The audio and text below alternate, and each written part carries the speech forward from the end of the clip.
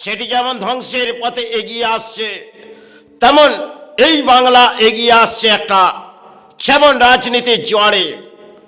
কারণ বাংলাদেশ শেখ হাসিনাকে নিয়ে উত্তাল হয়ে পড়লেন আর দেশ ধ্বংসের পথে চলে এলেন। আবার দেশের মাঝে একটি ভূমিকম্প, সেটা আবির্ভাব হয়তো হতে যাচ্ছে, কিন্তু বাংলাদেশ সেই পরিস্থিতির মাঝে আজ নেই। আর আমাদের রাজ্যের রানী এসে হয়তো দুরবস্থা ভেঙে পড়েছে, কারণ সেখানে শিল্প বাংলা থেকে সরে যাচ্ছে আর বাংলার মাঝে চলছে একটি খেলা। সময় রানী ব্যাখ্যা দিলেন খেলা হবে, তাহলে হয়তো ভোটের তরজাল লড়াই সেটা তারা খেলবেন, কিন্তু জনগণ সেই পরিস্থিতির মাঝে হাঁটবে কোথায়? কারণ একটি শপিং মল গড়ে দেবো আর দেশের মাঝে কিছু এনজয় দেখিয়ে দেবো, সেবা চালাও, এটা কি রাজ্যের পরিস্থিতি? তাহলে এই রাজ্যের পরিস্থিতিতে হয়তো একটি খেলা বাংলার মাঝে হতে চলেছিলেন, কিন্তু উৎপাত হয়ে পড়লেন, কোটি টাকার সম্পত্তি সেটা নয় ছয় হয়ে গেল। তাহলে এটা বাংলার একটি খেলা, হয়তো জনজোয়ার রাজনীতির তাতে লড়াই দুপক্ষের। কারণ একদিকে ধর্ম করে জায়গা করে যাচ্ছে রাজ্যের নেতারা, কারণ তারা পরিস্থিতি ভাবছে যদি একটি ধর্মস্থান গড়ে দিই তাহলে দেশের সাহারা হবে। এটাই তো বাংলা। তাই এই বাংলার পরম দুর্ভাগ্য, একটি যেমন বাংলাদেশ ভেঙে পড়েছে আর রাজ্য এই পরিস্থিতির মাঝে ভেঙে পড়বে। কারণ যখন থেকে এই রাজ্যের রানী এসেছে কখনোই এই রাজ্য শুভ পথে হাঁটে নেই। আজ যদি জনগণ মনে করে সে দুটি ধর্মকে নিয়ে ইনি শ্রদ্ধার মাঝে জায়গা নিয়েছে, তাহলে ইনি রাজ্যের লড়াই চালিয়েছে। আমি ব্যাখ্যা দেব। কারণ রাজ্যের মাঝে পরিস্থিতি শিল্প সরে গেছে আর রাজ্যের মাঝে লুটেরা ভরে গেছে। রাজ্যের মাঝে নেতারা দেশ লুটবে আর সমাজের মানুষ তাদের গ্রহণ করবে। এটা সমাজের দুর্ভাগ্য। কারণ একটি ম্যাচ সেটি হয়তো আবির্ভাব হলেন, তাতে রাজ্যের পরিস্থিতি সেটা ভেঙে পড়ছে। কারণ একটি মন্দির গড়ে দিলাম, দেশের রাজ্যের প্রশাসন থেকে আরম্ভ করে কিছু দান দিয়ে দিলাম, যাও তোমরা ধর্মের প্রচার করো, আর যাও পুরোহিত পাঠিয়ে দিলাম, কিছু সেবা চালাও। আর একটি মসজিদ, সেটাও রাজ্যের মাঝে আবির্ভাব যেভাবেই হোক হবে।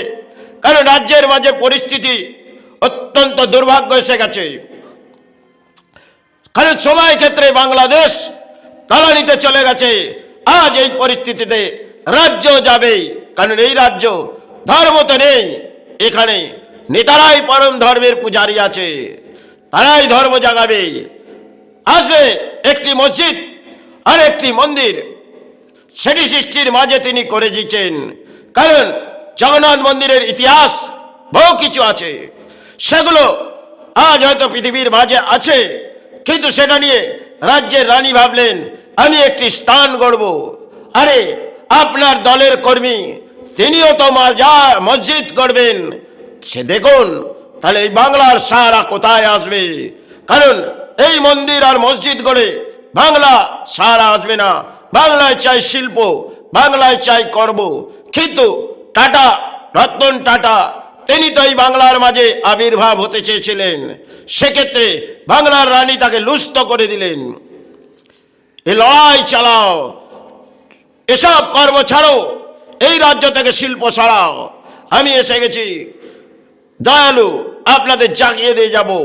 আপনারা আমার সাহারার মাঝে আসুন, ঢাল নামুন, ব্রিগেড ময়দান চলুন। এইভাবে চলছে রাজনীতির জনজোয়া। ভেসে যান, হয়তো উৎপাত হয়েছেন। পরিস্থিতি 2026 সেটি হয়তো অতি ভয়ঙ্কর। এই প্রকৃতির খেলা না আসে, বাংলাদেশ যেমন পরিস্থিতির মাঝে দুর্ভাগ্য নেমে পড়েছে, হয়তো আজ রাজ্যের পরিস্থিতি সেটাও আসবে। কারণ একটি ধর্মস্থান গড়ে দেব আর একটি মসজিদ কেউ গড়বে আমারই দলের কর্মী। জেগে ওঠো ধর্ম, জেগে ওঠো, কর্ম সরে যা, ধর্মস্থানে গিয়ে আসু। আরে যদি কর্ম না থাকে তাহলে এই রাজ্যের ধর্ম কিভাবে টিকবে? যারা এই ধর্মস্থানগুলো কিনে কোটি কোটি টাকা অর্থের পাহাড় পাচ্ছে। কারণ একটি জগন্নাথ মন্দির, সেটি হয়তো তিনি বাংলার মাঝে আবির্ভাব করলেন, আর যেটি বাবর তিনি যেটা করে গেলেন সেটা কখনোই শুভকালে নয়, আর সেটাকে নিয়ে বাংলায় উৎপাত হয়ে পড়েছে। এক মসজিদ দিনার কর্মী করে যাবে, কোটি কোটি টাকা অর্থের পাহাড় নামবে, আর বাংলায় তো শিল্প নেই, আর বাংলার চিকিৎসাহীন ভেঙে পড়েছে। কারণ এক একটি হসপিটাল যান, সেখানে অধিক অর্থ কিভাবে তাকে দান দিতে হবে, কারণ একটি রিপোর্ট করাবেন বাইরে থেকে। এই পরিস্থিতির মাঝে বাংলা, আর বাংলার মাঝে চলছে একটি ম্যাচ, যেটা হচ্ছে রাজনীতির জলজোয়ার ম্যাচে ভাসুন। কোটি কোটি মানুষ অন্যের হাহাকার আসবে, দেশ রুখতে পারবে না। কারণ এই বাংলার পরিস্থিতি মেরুদণ্ড ভেঙে গেছে। সময় ক্ষেত্রে হয়তো আসছে একটি খেলা, সে খেলার মাঝে কিছু লড়াই চলে গেল। এটাই তো বাংলা। পরম দুর্ভাগ্য, এই রাজ্যে থাকা যায় না। কারণ যখন নেতারা ধর্মের মাঝে এসে গেছে, তাহলে ধর্ম তারাই পালন করুক, ধর্মের মানুষ সরে যাক। কারণ নেতারাই পরম ধর্মের পূজারী এসে গেছে, তারাই ধর্ম জাগা। এটাই কামনা করে আমি শেষ পথে হাঁটছি। কারণ ধর্ম ধর্ম করে এরা চিৎকার করছে। করোনা কাল এসেছিল, তখন এক ময়দানে বেরিয়ে পড়লেন, খেলা হবে।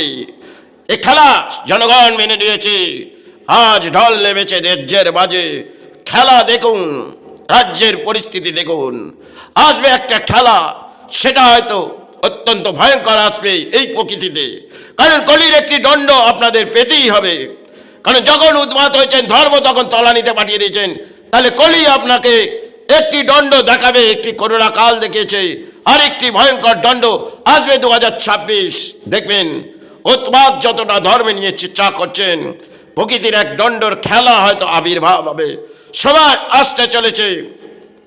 তাই ধর্মের লড়াই থেকে আজকে মনে হয় কর্মের লড়াই এই সমাজে দরকার।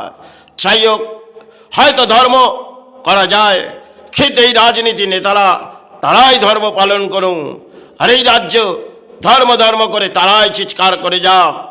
যদি কোনো ধর্মীয় মানুষ ব্যাখ্যা বলে, তাকে এই সমাজ তার ব্যাখ্যা গ্রহণ করবে না।